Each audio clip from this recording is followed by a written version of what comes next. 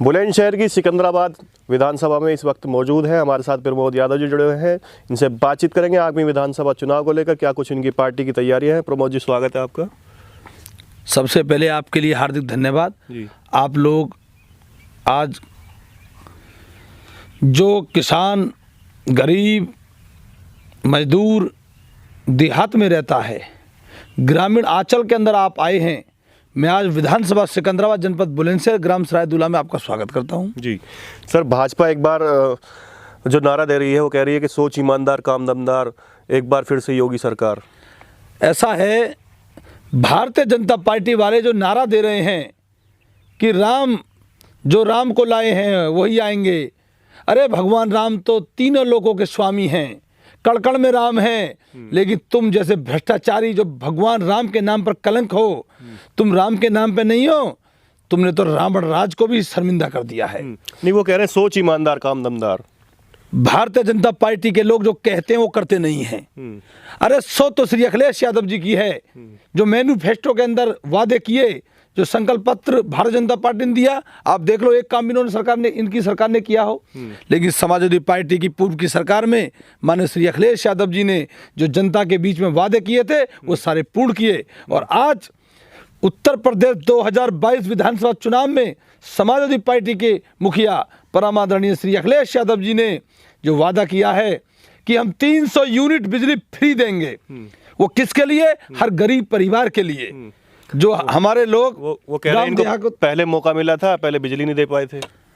300 unit बिजली free देंगे। सरकार बनने पर 10 लाख नौजवानों को रोजगार देने का काम करेंगे और सिंचाई मुफ्त करने का काम करेंगे। और आज गरीब किसान मजदूर के जो छात्र बेचारे पढ़ रहे हैं, जो रोजगार के लिए तड़प रहे हैं, उन नौजवानों के लिए लैपटॉप दिए जाएंगे। रही बात भारतीय जनता पार्टी के लोग, इन्होंने जो आरोप समाजवादी पार्टी के ऊपर लगाया है वो निराधार झूठ है।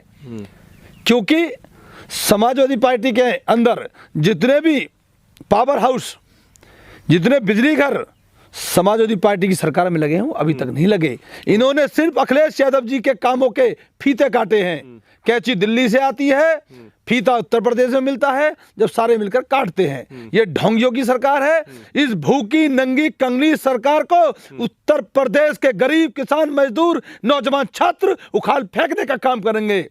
और 2022 में उत्तर प्रदेश के अंदर विकास पुरुष, लौह पुरुष श्री अखिलेश यादव जी की सरकार बनने जा रही है। नहीं, वो कह रहे हैं कि पहले की जो सरकारें थी वो काम नहीं करती थी उत्तर प्रदेश में। वो कह रहे हैं कि बम्पर काम हमने करा है और उत्तर प्रदेश को नंबर 1 प्रदेश बनाने का, उत्तम प्रदेश बनाने की वो बात कर रहे हैं कहीं ना कहीं। आज उत्तर प्रदेश के मुख्यमंत्री श्री योगी आदित्यनाथ जी ने बनाया है नंबर 1। किस चीज में बनाया है? क्राइम में नंबर 1, भ्रष्टाचार में नंबर 1, बलात्कारों में नंबर 1। अरे नहीं भूलना चाहिए उस दलित बेटी की चीखों को, जो हाथरस के अंदर एक बेटी की निर्मम हत्या कर दी गई। मैं आपकी मीडिया के माध्यम से उत्तर प्रदेश के जन जन से कहना चाहता हूं, मेरे सम्मानित साथियों, जब आप अपने बूथ पर वोट डालने जाएं तो उस हाथरस की गरीब बेटी की तरफ देख लेना, किस तरह उसकी दरिंदों ने निर्मम हत्या कर दी गई। और उत्तर प्रदेश की नाकारी सरकार के द्वारा उसके परिवार को उसकी बॉडी नहीं सौंपी,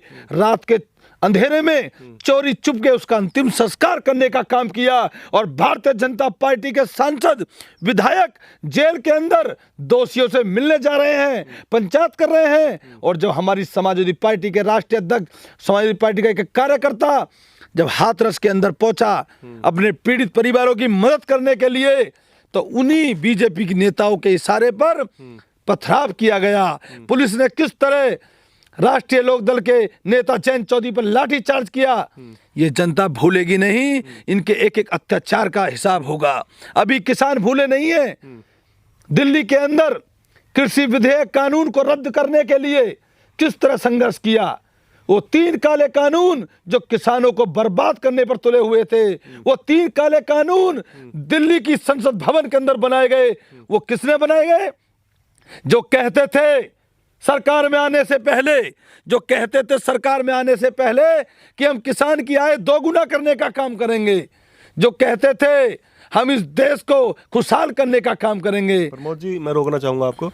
आपका जो पहले गठबंधन हुआ था कांग्रेस के साथ में, 2019 में बसपा के साथ में हुआ था, आज फिर से समाजवादी पार्टी कहीं ना कहीं गठबंधन कर रही है, सारी पार्टियों से गठबंधन कर रही है, छोटी पार्टियों से गठबंधन कर रही है। क्या ये गठबंधन रंग ला पाएगा आपकी बार? समाजवादी पार्टी के मुखिया परम आदरणीय राष्ट्रीय श्री अखिलेश यादव जी जो कहते हैं वो करके दिखाते हैं। पूर्व में समाजवादी पार्टी ने गठबंधन किया, चाहे कांग्रेस से हो चाहे किसी अन्य दल से हो, लेकिन एक्सपेरिमेंट किए जाते हैं। वो कह रहे हैं बैसाखी की हमें जरूरत नहीं है, वो अखिलेश यादव को चाहिए उसको। तो मैं आपके चैनल के माध्यम से देश के प्रधानमंत्री श्री नरेंद्र दामोदर मोदी जी और गृह मंत्री श्री अमित शाह जी से कहना चाहता हूं, क्योंकि उनसे इस तरह का कोई नेता तो है नहीं। भाजपा से बड़ा गठबंधन किसने किया है? 48 दलों से गठबंधन करके इस देश में अटल बिहारी जी ने सरकार चलाने का काम किया। और आज ये लोग कहते हैं गठबंधन की राजनीति श्री अखिलेश यादव जी कर रहे हैं। अरे आपने जम्मू कश्मीर के अंदर महबूबा मुफ्ती से गठबंधन किया, आपने पंजाब के अंदर अकाली दल से गठबंधन किया, और आज उत्तर प्रदेश के अंदर भी आपके कई छोटे दलों से गठबंधन है। समाजवादी पार्टी अपने क्षेत्रीय दलों से गठबंधन करके इस भाजपा सरकार का सुपड़ा साफ करने जा रही है। उन्होंने कह रहे हैं कि यूपी की जनता अलर्ट हो जाइए, ये लाल टोपी है, ये कहीं ना कहीं खतरे की घंटी है यूपी के लिए। ये लाल टोपी क्रांति का रंग है। देश के प्रधानमंत्री जी को नहीं पता, उत्तर प्रदेश के मुख्यमंत्री जी को नहीं पता, क्योंकि वो स्वयं दूसरे की बैसाखी पर हैं। उन्हें खुद नहीं पता कि वो मुख्यमंत्री बनेंगे या नहीं बनेंगे कभी जीवन में। ये लाल टोपी वो रंग है जो हमारी नसों के अंदर है, जो हमारे जज्बातों के अंदर है, जो हमारी माताएं बहनें अपने सिंदूर में लगाती हैं। ये लाल रंग इन्हें दिखाएगा, ये लाल रंग ही इन्हें बताएगा कि उत्तर प्रदेश के अंदर चारों तरफ लाल ही लाल होगा। जिस तरह लाल रंग पर इन्होंने आरोप लगाया है, ये लाल रंग इन्हें उत्तर प्रदेश से पूर्णतः सफाया करने में अगर कोई काम करेगा, ये लाल रंग ही करेगा। गुंडे और माफियाओं की बात करते हैं, वो कह रहे हैं गुंडे माफिया आज नजर नहीं आ रहे हैं, छाती पे बुलडोजर चला रहे हैं, और आपकी पार्टी को गुंडे माफियाओं की पार्टी और परिवारवादी भ्रष्टाचारी पार्टी आपको घोषित करने वाले हो। भारतीय जनता पार्टी से ज्यादा परिवारवाद किसी अन्य दल में नहीं है। भारतीय जनता पार्टी से ज्यादा गुंडे माफिया किसी दूसरे दल के अंदर नहीं है। मैं देश के प्रधानमंत्री जी से और उत्तर प्रदेश के मुख्यमंत्री जी से खासकर पूछना चाहता हूं, ये किस माफिया राज की बात करते हैं? एक माफिया अजय उर्फ टैनी, जो आज भारतीय जनता पार्टी का गृह राज्य मंत्री है, उसके बेटे ने कृषि विधेयक कानून को रद्द करने के लिए लगातार लखीमपुर खीरी की भूमि पर किसान भाई धरना प्रदर्शन कर रहे थे। उसके बेटे की गाड़ी के द्वारा उनकी निर्मम हत्या कर दी गई। और आज SIT की रिपोर्ट आ गई, कोर्ट ने मान लिया है कि दोषी उसका बेटा है, और उसमें सबसे बड़ा हाथ गृह राज्य मंत्री का है। पुलिस प्रशासन पर दबाव बनाकर उसको छुटाना चाहा, लेकिन अभी तक भी उन्होंने इस्तीफा नहीं लिया। अरे मुख्यमंत्री जी, तुम काहे के मुख्यमंत्री हो? तुम उत्तर प्रदेश के अंदर चुनाव लड़ने जा रहे हो, जो किसानों के हत्यारे हैं। देश के प्रधानमंत्री और गृह मंत्री के बराबर में वो रैलियां कर रहे हैं। तो बिल्डोजर चलाना है तो अजय उर्फ टैनी के ऊपर चलाओ। लखीमपुर खीरी में बिल्डोजर चलाना है तो देखो, अभी जौनपुर के अंदर बाहुबली इनका विधायक, आप चलाएंगे जब आएंगे सत्ता में, बाहुबली विधायक इनका क्रिकेट टूर्नामेंट खेल रहा है। अरे तुम जाति देखकर अत्याचार कर रहे हो। समाजवादी पार्टी की सरकार बनेगी, ऐसे अत्याचारी बलात्कारी लोगों पर बिल्डोजर चलाने का काम किया जाएगा, और बड़ा बिल्डोजर। आप पूछिए, मैं आपको बता रहा हूं, इन्होंने चलाया बिल्डोजर। उन्नाव के अंदर एक बेटी की निर्मम हत्या की जा रही थी, उसका गरीब बाप, उस बेटी का बलात्कार कर दिया गया। जब उसका बाप थाने के अंदर चीख चीख कर न्याय मांग रहा था, उसके बाप की हत्या कर दी।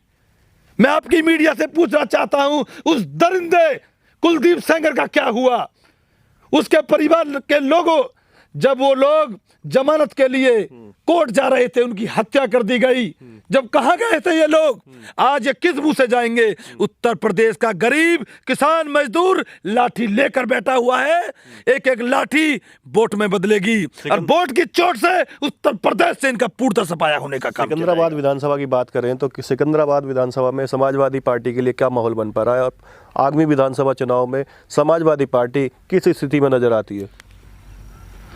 सिकंदराबाद ही नहीं, उत्तर प्रदेश के अंदर समाजवादी पार्टी की पूर्ण बहुमत की सरकार बनने जा रही है। विधानसभा सिकंदराबाद हो या कोई सी भी सीट हो, आज गरीबों की चीखें पुकार पुकार कर कह रही हैं, मजदूर, किसान, गरीब। आपने देखा नहीं कोरोना के अंदर जो आज ये हिंदू मुसलमान के नाम पर वोट लेने की बात करते हैं, मंदिर मस्जिद के नाम पर राजनीति करने का काम करते हैं। आप तो घर में घुसे हुए थे, हमने काम किया। इन्होंने क्या काम किया? सरकार इनकी, मुख्यमंत्री ये, प्रधानमंत्री ये, देश चला रहे ये। जब हमारे लाखों गरीब मजदूर भाई दिल्ली से जब निकले उत्तर प्रदेश की तरफ, जब उनके घर बर्बाद हो गए, खाने के लिए उनके घर में रोटी नहीं बची, ऐसे समय में अगर किसी ने साथ देने का काम किया तो धरती के लाल श्री अखिलेश यादव जी हैं। मुझे याद है जब दिल्ली से किसान भाई हमारे सरहदों पर संघर्ष करने के लिए जा रहे थे, जब कोरोना में लोग परेशान थे, जब मजदूर भाई हमारे बगल से निकल रहे थे, तो हमारे मुखिया के आदेश पर हमने अपने मजदूर भाइयों के लिए खाने से, दाने से, पीने से, रहने से सारी व्यवस्थाएं करने का काम किया। माननीय अखिलेश जी के आदेश पर समाजवादी पार्टी का एक एक कार्यकर्ता अपने गरीब भाइयों के साथ खड़ा रहा, लेकिन भारतीय जनता पार्टी के विधायक और सांसद घरों में घुसकर अपने ताश के पत्ते खेल रहे थे। क्या कुछ अपील करना चाहेंगे आगामी विधानसभा चुनाव को लेकर अपनी पार्टी के लिए? क्योंकि अभी वर्चुअल रैली का जमाना है, कहा जा रहा है कि जो रैली नहीं होने की, पदयात्रा, साइकिल रैली, सब चीज़ों पर बैन लगा दिया गया। और इस स्थिति में आप किस तरीके से अपने कार्यकर्ताओं से, अपने मतदाताओं से जुड़ोगी? मैं आपके चैनल के माध्यम से मैं उत्तर प्रदेश की महान जनता से हाथ जोड़कर प्रार्थना कर रहा हूं, मेरी शक्तियों, उत्तर प्रदेश का चुनाव आ गया है, यह चुनाव बदलाव का चुनाव है।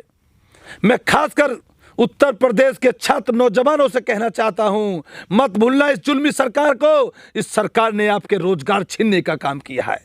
किस तरह पिछड़े समाज के छात्र नौजवान, दलित समाज के छात्र नौजवान लखनऊ की सड़कों पर गर्मी में, सरहद रातों में अपने अधिकार की रक्षा के लिए लड़ते रहे। किस तरह इलाहाबाद के अंदर एक भी भर्ती उत्तर प्रदेश सरकार में नहीं हुई। नौजवान किस तरह तैयारी करता है, गरीबी में, टोटे में उनके माँ बाप अपने बच्चों की तैयारी कराते हैं, फीस के पैसे नहीं होते। मैं गरीब किसान का बेटा हूं, मैं जानता हूं दुख दर्द को, लेकिन किसी भी छात्र की नौकरी नहीं लगी। टेट की परीक्षा रद्द हो गई, न जाने कितनी परीक्षाएं रद्द हो गई। इन्होंने देश के नौजवानों को बेरोजगार करने का काम किया है। तो मैं साथियों से कहना चाहता हूं, एक एक वोट साइकिल को देना। दूसरा, मैं अपनी मातृशक्ति से, माता बहनों से कहना चाहता हूं, हाथरस की घटना को मत भूलना, उन्नाव की घटना को मत भूलना।